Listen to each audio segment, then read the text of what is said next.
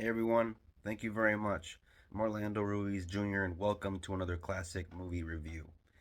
This is my review of an action thriller from 1982, directed by Ted Kotcheff, based on the book by David Morrell that first came out in 1972, First Blood, based on Vietnam veteran John Rambo, a fictional character that stars Sylvester Stallone in the role that made him one of the biggest names in action movies. By now, we've had 5 films about the character of John Rambo, including this one, with all of its sequels taking place in certain foreign countries.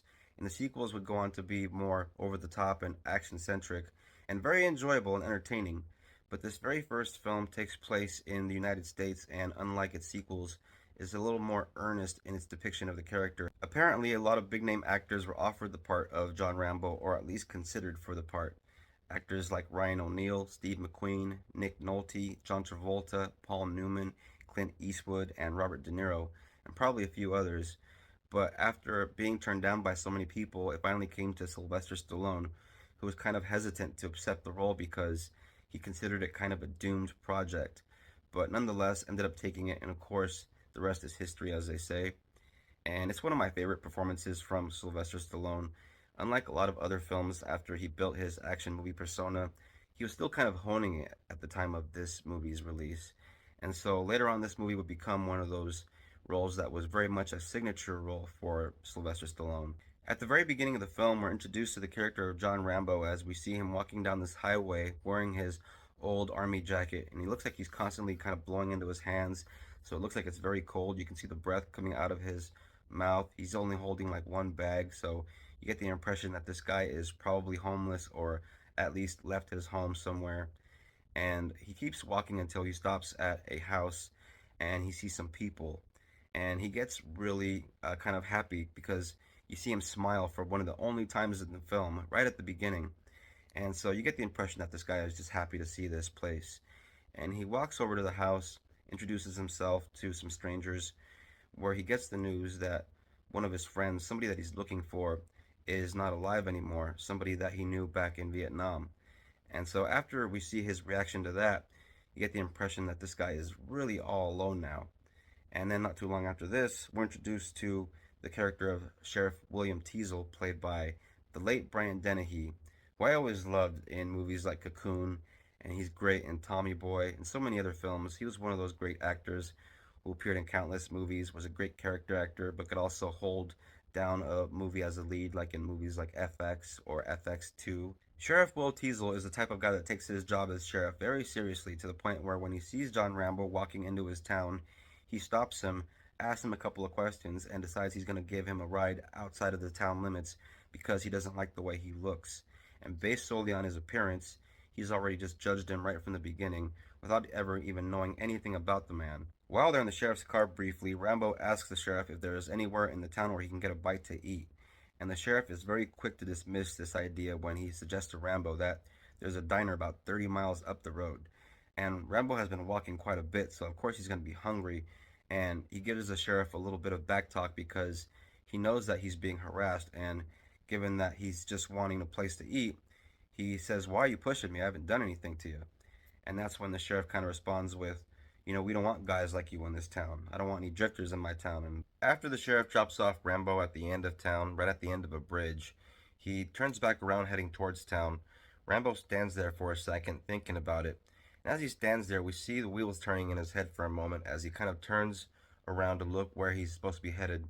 And he turns back towards the town, looking at Teasel as he drives away. And you can see in his mind that moment where he just says, "Fuck it, I'm going." And so he starts heading back towards over the bridge, and then Teasel sees him in his rearview mirror and gets pissed off immediately. Teasel pulls up towards Rambo once again, tries to cut him off with his car in a last effort to keep Rambo out of the town, and Rambo ignores him, trying to walk around him, and that is when Teasel gets out of his car and pulls Rambo by the arm for a second. Rambo, of course, pulls away, and that's when he says, "All right, you're under arrest." So he tells him to put his hands on the hood of the car, and so Rambo complies as soon as Teasel puts his hand on his gun on his hip. And of course, when he frisks him, he finds something on Rambo that Rambo carries with him. It's his huge hunting knife. At the sheriff's station, because Rambo has nothing but contempt for these sheriffs because he knows he's there on some bullshit charges, he's completely resistant when they try to question him, when they try to fingerprint him, and because of that, they get really rough on him. They have him stripped down, they get a fire hose, they hose him down with a fire hose in an effort to get him cleaned up, and then they try to shave him.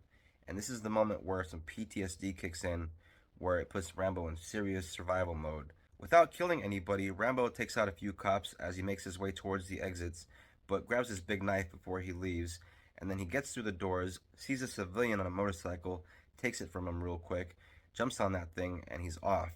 And then they get into their police cars where we see a nice little chase with Rambo on the motorcycle making a few sweet jumps, catching some air. Nice little motorcycle chase. And then he gets all the way to the end of town, all the way to the woods.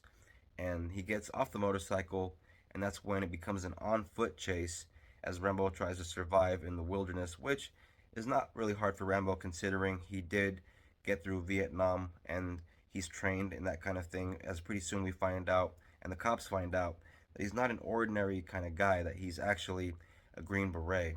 Utilizing his own special set of skills, Rambo uses his hunting knife to fashion a few traps and sets them for all the deputies and the sheriffs as they try to capture Rambo in the wilderness. And Rambo uses the terrain to his advantage as he is very trained for situations like this. And this is a moment where everybody finds out exactly just what they're dealing with and who they're dealing with. It's another great moment in the movie. There's another great moment as well when they have him cornered at the end of a cliff. There's a great stunt involved there. And eventually, because they have such a hard time trying to capture Rambo, and eventually all the media finds out about this, even the army finds out to the point where they send somebody that knows Rambo, his colonel, the only person that's left that he actually has a real relationship with.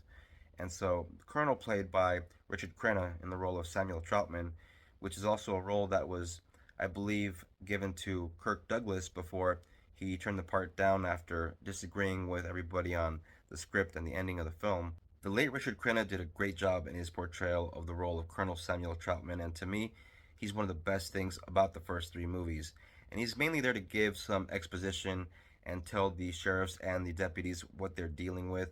He has some of the best badass lines in the entire movie, and his lines are kind of meant to put some fear in them, as I think they do kind of work a bit because they realize they kind of need Troutman in order to help bring Rambo in a way that'll be beneficial and not too violent for everybody. Of course, Rambo has no intention of coming in quietly. They call in the National Guard, which doesn't work out too well for them.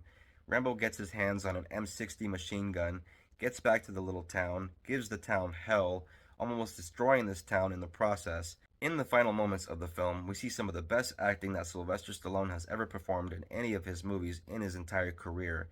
And this is one of those movies that ends up being more than just a mere action thriller, but as it comes to a close, we see that there's a lot more to this movie, and because of that, this is a very memorable and very special film. For me, this is one of the best action films of all time because of the story, because of the characters, and because it serves as a message to our country to treat our veterans with respect, because it gives our veterans a voice, especially those that came out of Vietnam who didn't have a voice at the time of this movie's release. First Blood is a 4-star classic in my opinion, and this is a movie that if any action fan is looking for a good time, definitely seek this one out.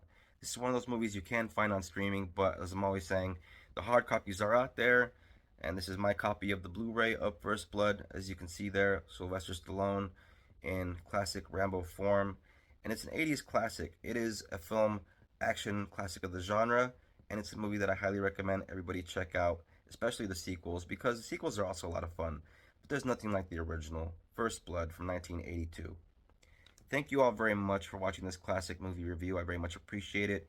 If you're new to the channel, thank you very much for watching. If you're into this kind of thing, hit the bell, become a subscriber. And if you're a returning viewer, thank you very much for your support. And don't forget to look out for the next classic movie review. If you want to comment, share, like, helps out the video. And look out for the next classic movie review. Thank you very much. Everybody take care. Peace out.